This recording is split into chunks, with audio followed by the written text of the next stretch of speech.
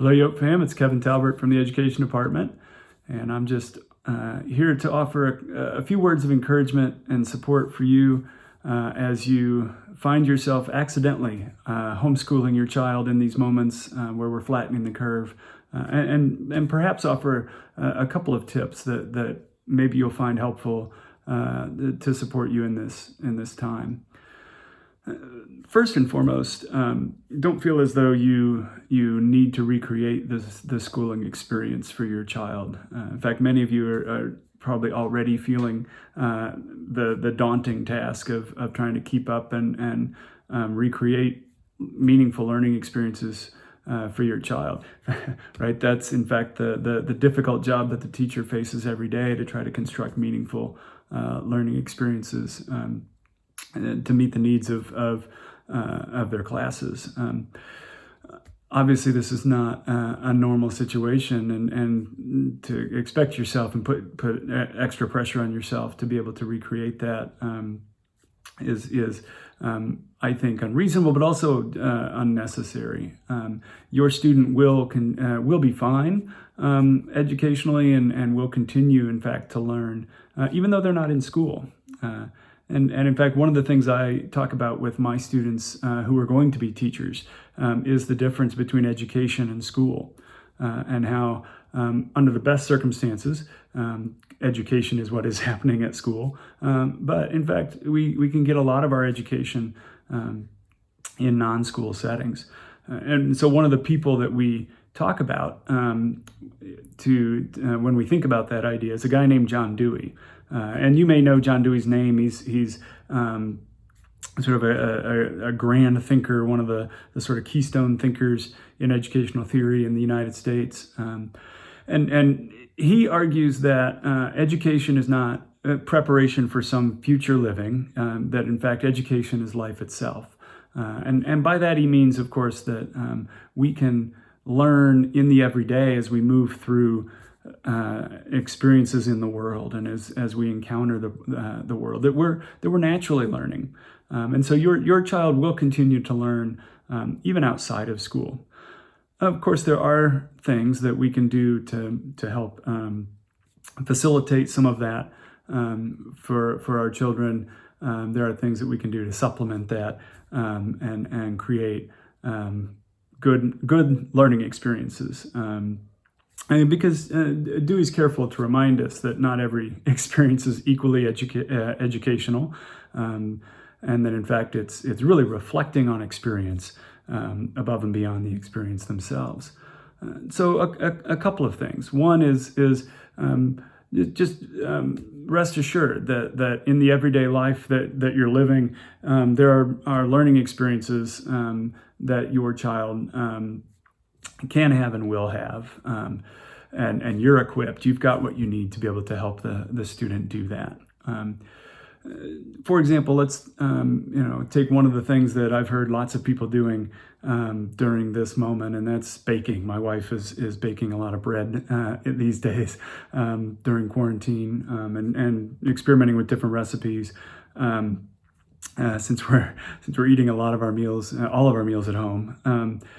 Think about what it is that you might do with your student to involve them in that cooking process, and to help them understand what it is that's happening during that cooking process. In fact, it's easy to think, well, there's nothing educational about learning to bake bread, but in fact, the baking of bread involves chemistry, and it involves math, and it involves certainly a social aspect, right? This grandma's recipe. And so all of those things are valuable learning experiences and are ways that you can capitalize on these everyday experiences.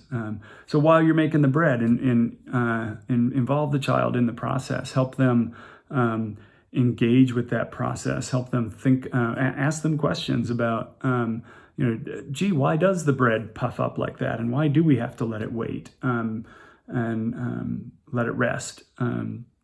What is it that makes the bread rise? Why does it do that? and help them begin to pursue some of those questions. And in fact, one of the keys to this learning in the everyday is dialogue, and is posing questions and helping engage with the senses and discover how things work and why they work that way.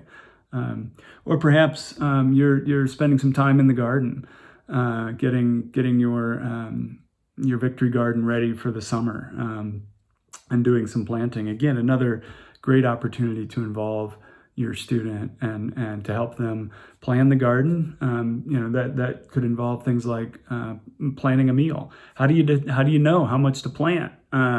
And how much water it's going to take, and what's going to get the best sunlight, and so all of those things are learning experiences that are really engaging with academic content, that are rooted in everyday life. In fact, sometimes we talk about the academic content as though it was delivered from on high, right? Like Moses came down with the tablets, and they had the academic standards and academic content subjects written on them, and it simply isn't so. The academic content is a mishmash, really, of and a way of categorizing these experiences that are familiar from everyday life, that we've separated into these bits like science and math and history. But much like the liberal arts experience that many of you experience yourselves at C of I, it's not. These categories often are interwoven and interchangeable and messier than certainly the way we talk about them, and that's okay. In fact, students don't learn subjects; they learn information through experience, and the subjects can be ways that we help them do that. But ultimately, they learn about their world first and foremost. So think about ways. Hopefully, those are a couple of examples of things that are helpful for you to think about how you might spend some time with your child educationally during this moment. Engage with their senses, pose questions, have them show you what they know, give them opportunities to demonstrate things that they know. In fact, they might surprise you, things that they've already learned and things that they know how to do, or things that they know about that maybe you didn't know about. And mostly, give yourselves permission during this time to be well and to be well together, and don't underestimate the power of the social and social relationships.